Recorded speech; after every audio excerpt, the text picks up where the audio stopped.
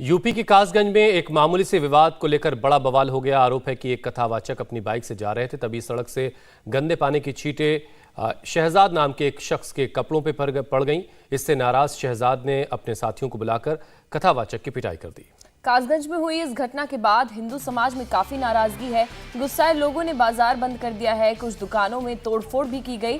फिलहाल कासगंज में हालात तनावपूर्ण लेकिन नियंत्रण में है।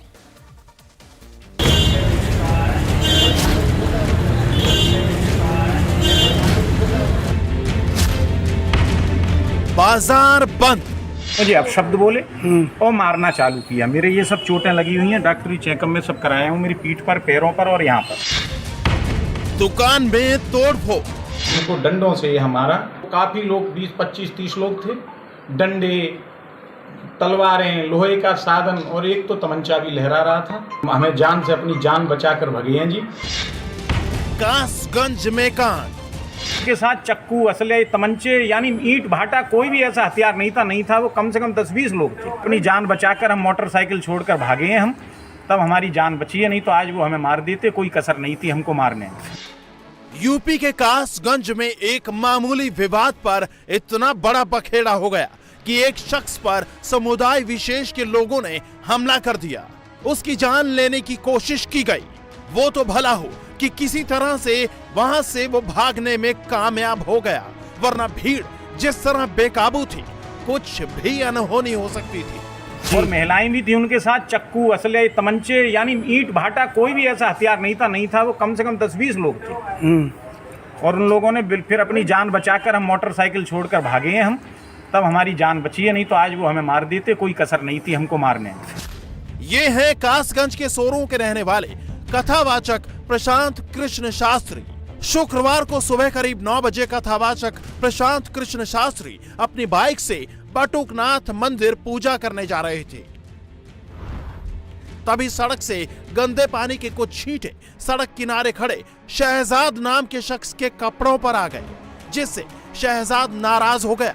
शहजाद ने पहले तो कथावाचक को गंदी गंदी गालियां दी। जब कथावाचक ने उसका विरोध किया तो उसने अपने भाइयों और दोस्तों को बुला लिया और सबने मिलकर कथावाचक की पिटाई शुरू कर दी।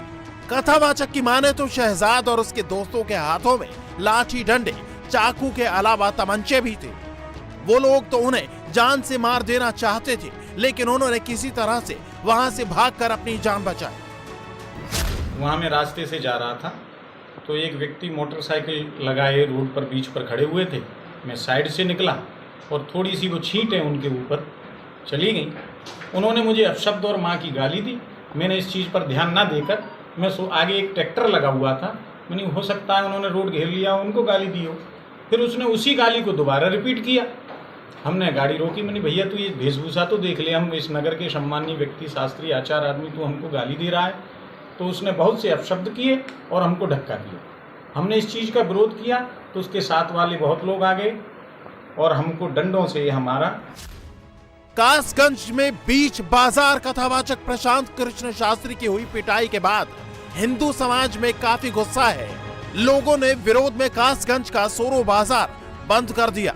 आरोप है कि बाजार बंद होने से भड़के दूसरे समुदाय के लोगों ने कुछ दुकानों में तोड़फोड़ की और दुकान में रखी सब्जियां और दूसरी चीजें सड़क पर फेंक दी। हालात बिगड़ते देख मौके पर भारी संख्या में पुलिस बल पहुंच गया। जिला पुलिस के बड़े अफसर भी मौके पर पहुंचे, फ्लैग मार्च किया और लोगों से शांति बनाए रखने की अपील की। इस विवाद के दौरान घटित घटना पर मुकदमा पंजीकृत किया गया है और मजरूर को चिकित्सा परीक्षण के लिए भेजा गया है। मुकदमा अंतर्गत धारा 147, 148, 323, 504, 506, 352 IPC में पंजीकृत किया गया है। स्थिति पर सतर्क दृष्टि रखी जा रही है। वर्तमान में मौके पर शांति है।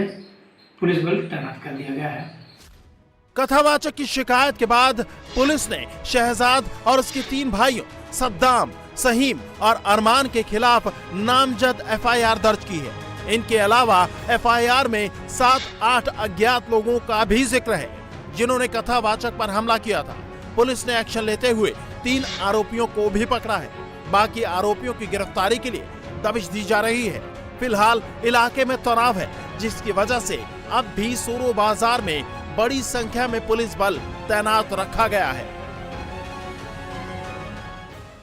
इंडिया टीवी हर वक्त हर जगह डाउनलोड करने के लिए सर्च करें India TV news Google play store या ऐप स्टोर पर।